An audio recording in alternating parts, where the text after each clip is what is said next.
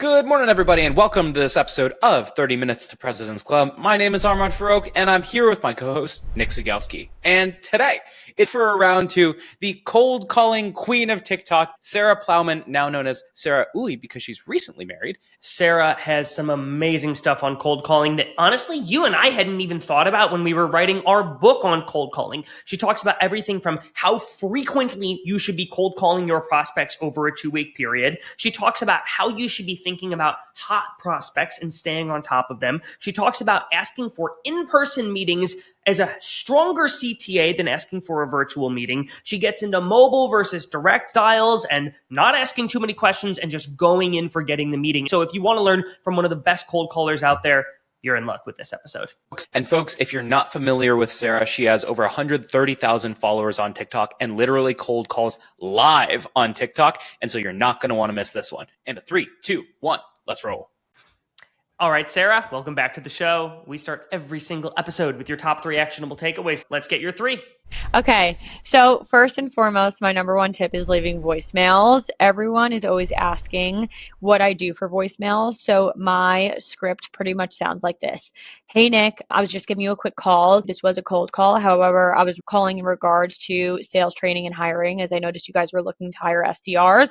No need to give me a call back. I'm actually sending you over an email titled sales training and hiring. If you could respond to my email on that, that would be fantastic. And then I hang up. So that's tip number 1. What's tip number 2? Tip number 2 is actually a new one that I've been incorporating, and it's asking for feedback on a cold call. Of course, you won't always be able to do this because not every cold call you're going to have the opportunity to, but ones where you pitch and you feel like you're getting really good energy from the prospect, why not ask for feedback? Give them a scale of 1 to 10. How'd I do on my pitch? A lot of times you'll get like a little bit of a laugh, and sometimes they'll even compliment you because it's the only way to improve at the end of the day. Amazing. Round us out. What's number 3? Number 3 is good old reliable, 9 before 9 and 5 after 5. You guys, if you're listening to this right now, go ahead and book in time to do this. 9 cold calls before 9 a.m. and 5 cold calls after 5 p.m. Book it in your calendar. Try it today. I can assure you, you'll get so many more pickups than you do throughout the day. All right, Sarah. Last time you were on the show, we spent most of the interview focusing on what you say on the cold call. I actually want to ask you about the other dialing mechanics side of cold calling. And I guess I want to start when you decide, hey, this is a prospect I want to book a meeting with. How many times will you actually call somebody over the course of a week, a month, a year to try to get their attention? Something that we do on our team is like a 2-week cycle of a cadence. So typically I would actually say I'm more cold call heavy. I don't typically utilize emails that much just because I know I'm strong at calling and doing LinkedIn. But I would say over the course of 14 days, anywhere between honestly 8 to 12 times that I'll give someone a call. Obviously, of course, I'm not leaving a voicemail every single time. I would say leaving voicemails at call number 2 or 3. And then again at the end. That way I could also push in some LinkedIn stuff throughout there as well. That way when I do call them, I could reference the stuff that I've sent them on LinkedIn. Throughout that 2-week cadence is really the number that I aim for. Do you ever get people who are like, why did you call me 12 times in 14 days? Honestly, people are so busy these days. Trust me. Even if you speak to someone and you're like, this is a really hot lead, I can't believe they just blew me off. If you call them 4 days later, they're not going to remember that you gave them a call. Very few ones that do.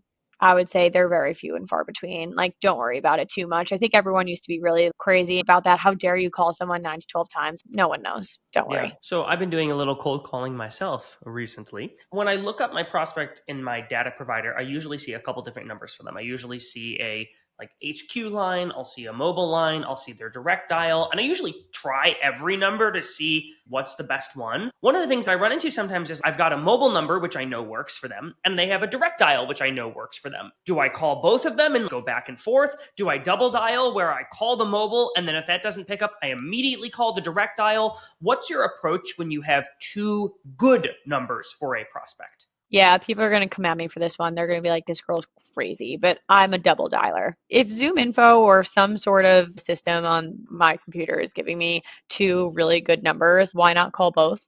They're right in front of me. Why would I call one number and then be like, I'll try the next one tomorrow? It is right there. Just rip it. I'm all about it. Just go for it. This goes in line with your first dials should always be your worst dials from a connect rate standpoint. You want to get all the bad numbers out the first time around. So call all of the numbers if you haven't gotten a connect, because you're going to be able to cross other ones off the list and be like, yep, that was a fax machine, that was a busy line, that was a gatekeeper, that was an HQ. Nope, that's the real one. They actually had their voice in it. There's no point in trying the first number on the first one, the second one on the second one, the third on the third one, because what if you found the right number on the fourth dial? Now you have to dial that phone number 4 more times because you didn't figure that out on your first dial. So Sarah, you are making a ton of calls to people over a very short period of time. I'm curious about the other channels. I know you're really big on LinkedIn. I'm curious your approach as it relates to when you start hitting on LinkedIn versus when you start calling versus when you decide to start emailing versus when you decide to send a direct mail gift to their office. What's your approach and how does cold calling get integrated with your other cold outreach strategies? Yeah, really good question. It's definitely changed and evolved over the last 12 months because my role has changed and evolved over the last 12 months. So if you hear me say something, what to do today versus what I maybe said 6 months ago, don't come at me. I'm trying all different types of things. But I think that is kind of my approach. Like, honestly, most of the time I'll start on LinkedIn before I even call because I love LinkedIn and social selling. Sometimes I hit success and book a meeting right away from my first LinkedIn touch. So I don't actually ever have to call them before I meet with them. So I will always try LinkedIn first just because you can get creative and have some fun with it. People tend to really like videos and creative ways of outreach over a cold call these days. However, cold call still is the quickest and easiest way to book a meeting. I'll typically start with LinkedIn first, and then I won't start calling unless I really have to. For example, on LinkedIn, you can typically see if people have read your message, their little profile photo pops up next to the message. So if someone's reading all the messages I'm sending them, I'm like, perfect. This is the great opportunity for me to give them a call because they might actually know who I am because they've clearly read my messages. So I'll actually call them and say, hey, Nick, this is Sarah over at Pareto. I saw you actually saw my video. One, how much did you actually watch of it? And two, did you get my follow-up message? Did you actually even like the video? It actually puts them in a bit of a step back and they're like, okay, wait a second. Like, she clearly knows that I saw her messages and I've been leaving her unread. So either I need to acknowledge this right now or I need to keep pretending that I have no idea what she's talking about. So I actually like sending LinkedIn's first before I call. You said you're really big on social selling and of your whole content side of things. I presume most people listening are not going to magically become you creating content. Let's say I'm a rep. What is the social selling process that you teach people who don't have big followings? You don't need a big following. You don't even need 1 or 2 followers to do this. You're in luck, Armand. Take out your mobile phone and go into the LinkedIn app. Go into a DM of someone you want to message, and there is an option to send and record a video literally in the DMs on the mobile app on LinkedIn. You can only do it on your phone, you can't do it on the computer. So just to be really clear, because everyone's always on the computer, they're like, how do I send a video? In the video, bring your personality as if you are cold calling them. Don't change your messaging. Don't change your script. You want to stay consistent because the last thing you want to do is like giving different messages in all different platforms and the prospect can't put 2 and 2 together that you're actually the same person trying to send the same message. Hey, Nick, this is totally out of the blue. And I know you probably don't receive videos this often, but I'm trying to stick out here. Hopefully it works. But the reason I was reaching out, noticed you were looking to hire SDRs and I saw you were connected with Armand, who I'm actually really good friends with through X, Y, and Z. And I wanted to get some time in the calendar. I'm trying to see if you have availability either tomorrow at 2 o'clock or Friday morning at 10. Hopefully I'll talk to you soon. The fact that a video is popping up now in their messages, they did not get a video message that day. So 1, you're already standing out. 2, you don't need any followers to do that. And 3, prospects love it. Sometimes I've even got people that say thank you for being creative and not just ripping my inbox and ripping the phones. This really stood out. So thank you so much. Yes, 10 a.m. works for me on Friday. It is such a good feeling because once you get that one that you book, I'm telling you, I was hooked on videos as a brand new rep for months. They work tremendously. They're amazing. And you can use your personality and have some fun with it too. I remember the first time I tried to record some prospecting videos, it was like, hey, Nick, it's Armand, and I would have to re-record it over and over. It would take me like 20 minutes to record a video. How much do you embrace the mistakes of the video versus re-record? Or how much do you allow there to be like flubs and things like that? Oh my God, I wish I could show you guys this right now and like share my screen, but when it was like my first week of being an SDR and it was during COVID. So I was at my lowest point because I was just like, I am trying to sell people to people who are literally letting people go during the pandemic. Like, this is awful. Sent a video to a prospect and I was trying to get really good lighting in my house because I wasn't working in the office. I was working from home. So I was quite literally standing on a kitchen chair in my dining room facing the window because it was just really good lighting. And I fell off the chair and I came back up. It's on my LinkedIn. Anyone can view this. I resurface it every once in a while. And the erase button and the send button look very similar on LinkedIn DM on the apps. I hit send and the guy got back to me. He's like, Sarah, this is hilarious. Send me one again perfectly, just so I could understand what you're trying to sell me. Like, he was so nice. And I booked the meeting. Ever since then, I'm like, embrace every mistake, or you quite literally will be there trying to record one video for 25 minutes trying to be perfect. Nobody's perfect. Prospects love that you're human. The fact that you're going out of your way to send this video and build the confidence to do that anyways will go a long way. So if you stutter over your words, just quickly be like, oh my God, it's one of those days. Sorry about that. Instead of trying to record this video 20 times, make a joke out of it. People love that. Embrace the mistakes 100%. And you guys just made me remember that I should resurface that video very soon. So stay tuned because I will. So one of your actionable takeaways from my recap is going to be when you record prospecting videos, fall off a piece of furniture to improve your booking rate. Like, whatever you need to do to book that meeting, do it. I assume that even if you do topple over your chair, there's going to be some prospects that still don't respond to that first message. Yeah. What does your follow-up message look like, and how soon after will you send it? I would say if it doesn't take falling off a chair to book a meeting with you, like, what else do I need to fall off to get your attention? Probably something silly like that. However, what I always typically tell every single rep is if you don't get an immediate response to your video, my next message is, what did you think of the video? Just that simple. I love sending that either the next day if I see that they haven't seen it yet, or strike when the iron's hot and say I send a video to you, Nick, and within 5 minutes I see your little face popped up and I saw you potentially watch that video. I send it right then and there. What did you think of the video? Clearly, they're on LinkedIn. Strike while the iron's hot. This is your opportunity. Don't let them ghost you now. I almost always get a response to that. What did you think of the video? Of course, I've gotten some ones where I like, didn't like it, like, move on. And, that's just sales. Shake it off, move on. Actually, even ask them, what didn't you like about the video? What would you improve? Goes back to our ask for feedback. Why not? And the other time, I would say 80% of the time, prospects love it. And they're like, I actually really loved that. I wish our reps were doing that too. For us, we have a social selling course that we sell at Pareto. So it's kind of like you're selling yourself. So that's actually a really cool leeway into me selling them something too, which is really nice. So first touch point is the video. Second touch point, what did you think?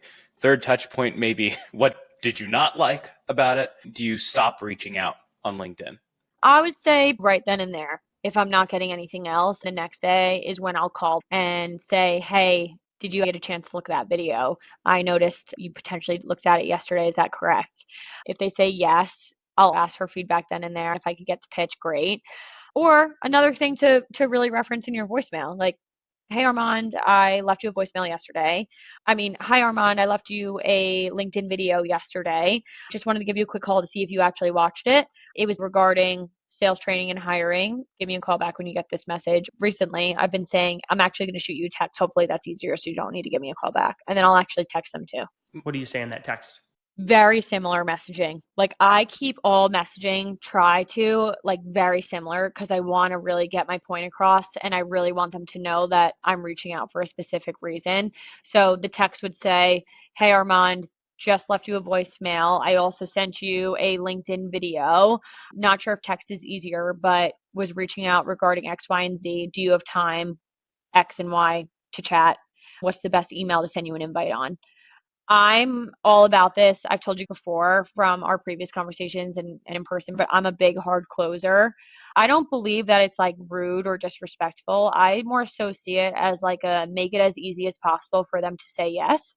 If I'm texting them, I assume that they're really busy. So if I can give them times that in their head they maybe know they're available, make it as easy for them to say, actually, yeah, I think I am available at 10 o'clock. Here's my email. Why not?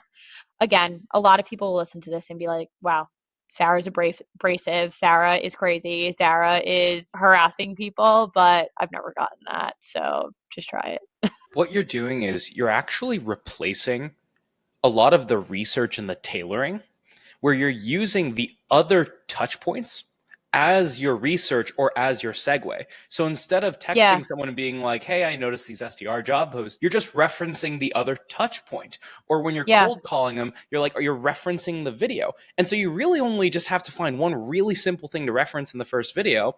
And the segue or the reason that you're reaching out on the other channels because you originally sent that video. So it probably reduces the amount of time that you have to research. And Sarah, it also sounds like you're using a pretty simplistic form of research, which is just like, hey, I noticed you were hiring for SDRs. Is it really that simple, or how much time do you put into researching your prospects? Yeah, I would always say don't put more than 5 to 10 minutes into researching one person, because a lot of the stuff for us is right there in front of you on LinkedIn. I saw you're hiring SDRs is probably one of the weakest hooks for us. I always want to go in with, hey, Nick and Armand, I saw that you're connected with Curtis Ayton, who I met with yesterday, and he mentioned that you guys are looking to hire SDRs. That's way more of a stronger hook than, hey, I saw you're looking to hire SDRs, because they could easily just be like, oh, Sarah just went to our job postings and saw that. She didn't really put that much effort in. So I will always add a referral before I say, I noticed you were looking to hire SDRs. However, if I see they posted it 2 minutes ago and I'm like, strike while the iron's hot, and I don't see any immediate connections, I will go in with that. And sometimes it does work, but I highly recommend doing 5 minutes of research, seeing if you have any mutual connections with that person that you can refer to. My next go-to is seeing where they previously worked and seeing if they've worked with any of our previous clients, and then referencing the work that we did with their previous employee. They love that too, because sometimes they've actually heard of Pareto before because they have worked with us at that company, or they did know that that company worked with us. So those are like my two biggest ones: referrals, where they previously worked, and then what they're actually doing that we can support with. Will you still call somebody if you can't find any of those things? If so, what's your messaging sound like? Typically, I'll know if they're hiring or not. However, if it's nowhere to be found and I'm just like, this is a really good company and I know I want to get into this company because we're working with clients similar, I will just see what space they're in and reference clients that we've worked with in that space, or maybe an article that they've recently published or shared, and doing a quick skim of what the article is about that I could reference. So you read this article, I could totally relate to this because of X, Y, and Z. I was actually reaching out, just showing that you did something, but don't spend more than 5 to 10 minutes, because you don't want to drive yourself crazy for perfection. Sales is definitely not for perfectionists, in my opinion. It's all about taking risks and not being perfect and humanizing the entire sales cycle. That's how you build trust. It's really mad at me on LinkedIn when I talk about counts under 5 minutes, but the way you described it is exactly how you do it, which is you have the top 4 things that you're looking for in order of how important they are. So you have your second degree connections or your referrals. If you find that, you stop researching. If you can't, look at companies they worked at. If you can't find that, then you look for if they're hiring. And if they're not hiring, no second degree connections, you haven't worked with them before, then it's like, all right, industry. And that's your last thing. You just need the 4 things that are good openers. 9 times out of 10, you will find something. One last thing on this, Sarah. Earlier in the prep, you mentioned you have a hot lead list. What is a hot lead list? Really good question. I have mine right here. I just put hot leads on my to-do list. I actually booked one of them, as you can see right there. Pretty good ratio, 1 out of 5 today so far. My hot lead list will definitely differ depending on your ideal customer profile and who you guys go after. But for us, since we're sitting in Manhattan, it's easiest for us to help someone also in Manhattan, because we already have a really good pipeline of candidates that we can immediately introduce them because they're here. So for me, a hot lead is someone in Manhattan, because we are too. If I needed to meet them in person, I can seriously just text them and be like, let's meet downstairs for coffee, or I'll meet you in Times Square or here, wherever. So that's important for us. Our ideal customer profile also is pretty much a company that has anywhere between like 200 to like 1,000 employees, because I know that they probably have a significant number on their sales team that we can help train and develop or add to. And then also a decision maker level. So for us, it's anyone at like that senior VP or C-suite level executive, because we want to immediately go to those people that have decision making powers. And typically in a company between 200 and 1,000 people, sometimes even the CEO still like oversees the sales team. So for us to take a top level approach and work our way down is really beneficial. Anyone at that C-suite level, VP in New York City, between that number of employees in their organization, because I know they have a sales team, is pretty much what I consider a hot lead. And so if someone is literally a couple blocks down the road, how does your cold call change? Or how does your prospecting change at all? I always, and most recently, have been recommending an in-person meeting. And that also makes me stand out, because a lot of prospects I've been getting saying, actually, sure, like that'd be really nice to step out of the office and kind of change up a little bit of scenery. Let's meet downstairs at Starbucks or wherever we're going in New York City these days. That helps you stand out, because I don't think, obviously, people who are working remotely, I love working remotely too, but going the extra mile and saying that you'll actually meet them in person today, if they really wanted to, shows that you're really keen to meet them. You're not just looking to meet them virtually to try and sell them something. You're trying to build a relationship, meet them in person, and understand a little bit more about them in the business, and see if there is a way you can help. And I think it's a lot easier to sell in person, because you're showing your personality, you're building that relationship. When I sit down with someone in person, you're not immediately jumping into the meeting. There's at least 15 to 20 minutes of rapport that you're building in person than you typically do virtually. You're still building rapport virtually, but there's a lot more that you break down the barriers with when you meet in person. When I was selling insurance, I would use this opener you might have heard on the podcast before. Hey, Sarah, we work with a few of the partners in the Skadden office. It's Armand from Northwest. Have you heard her name tossed around?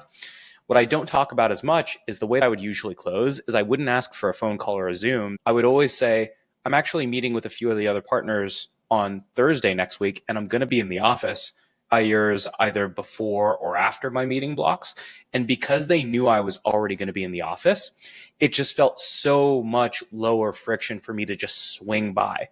And I know this isn't a luxury that everyone has, but if you're going, it's so much easier if someone's already there to just be like, look, you're going to be there. Can I swing by the booth around this time? Find little ways to reduce the friction in the meetup itself. Sarah, you gave an entire clinic on how you actually work through the cold call itself, from your opener to your pitch to objections and all that stuff, on your last appearance for 30 Minutes to President's Club. So we'll put a link to that in the show notes. But for anyone who hasn't listened to that yet, would you mind just giving us the short version of your viable cold call script from opener to pitch? So I'm pretty much known for the "you're gonna hate me, this is a cold call," so I'll probably use that one. Hey Armand, this is Sarah over at Pareto. You're totally gonna hate me. This is actually a cold call, but I was wondering if you just had 27 seconds to chat. Reason for my call, Armand, I was actually speaking with Nick Sigleski yesterday, who recommended I reach out to you, and I noticed you were looking to hire SDRs as well, which is exactly what we do here at Pareto. Here at Pareto, we're a global sales performance organization. We help clients in three main ways: hiring rockstar SDR talent, senior hiring, an account executive, a VP of sales, and we're a fully fledged sales training organization, whether that's upscaling your current team or people we place within your business. It's kind of two ends of the spectrum there. Definitely not trying to sell you anything right now, Armand, but looking to learn more about your goals and priorities for your team heading into the second half of this year. Do you have time on Friday at 10 a.m. or 2 p.m. Eastern to chat more about those goals and priorities? Unfortunately, the clock is ticking and we are running out of time, Sarah, so we got to move to the final question. And the final question is this. We have talked about a lot of really great things salespeople should be doing. Now I got to ask you about a shouldn't. And so the last question is, what's one bad habit that you see a lot of salespeople exhibiting that you think they need to break because it hurts them more than it helps? Asking too many questions and not closing. So I remember doing this all the time. It was almost like I was looking around on the sales floor for help of like, where do I go next? I'm out of questions. It's amazing that you guys are asking so many questions and you're getting all this information that is going to help you, but don't forget to close. I think a lot of SDRs miss that opportunity to just go in for the kill and they stress too much about asking the next question. They don't know where to go. And that's where you start to really panic and get really anxious. So I would say nail down 1 or 2 questions that you can absolutely ask and get really great information for after your pitch. But once you've gotten those, go in for the kill, close for the meeting, give 2 times, 2 dates, make it as easy as possible for them to say yes to you. Go for that kill window and close for the meeting. Sarah, thank you so much for joining us again on the show. Everybody stick around for a 60-second recap coming up soon. Alrighty, Nick, it's time for a 2x2 recap from this episode with Sarah Plowman. What do you have for your 2? So my first is the funny video one, which is if you screw up when you were recording a prospecting video, embrace the mistake. Still send the video. Unless you do something horribly offensive, send it. Sarah literally fell off a chair, sent the video, and ended up booking a meeting. Embrace the mistakes. My next one was her last thing, which was the answer to the final question. When you're on a cold call, don't overstay your welcome. Go in for the meeting. If you're running out of questions to ask, make your last question asking for the meeting, and you will book more. Number 3. The easiest way to follow a LinkedIn video is just ask, what did you think of the video? And then after that, you can ask, what didn't you like about the video? And then lastly, number 4, the reason you're reaching out can be the last touch point that you make. So you really just need to research once. So if you leave, for instance, an SDR job posting, after you leave the video, when you bubble that up, you can say, what did you think of the video? If you leave a voicemail, you can say, hey, a LinkedIn video. And then if you connect with them live on a cold call, you left a voicemail the other day. So you can use the other touches as the reason for your outreach. Alrighty, Nick, how can people help us out here? How can people help us out, Armand? Did you know, I hope you haven't erased this from your memory, we wrote a book on cold calling. Cold calling sucks, and that's why it works. It is a step-by-step guide to calling strangers out of the blue, booking meetings, and building pipeline. There's a link in the show notes to go get it. If I might say so myself, I know it will help folks with cold calling. Thanks for listening. We'll see you next week on the show.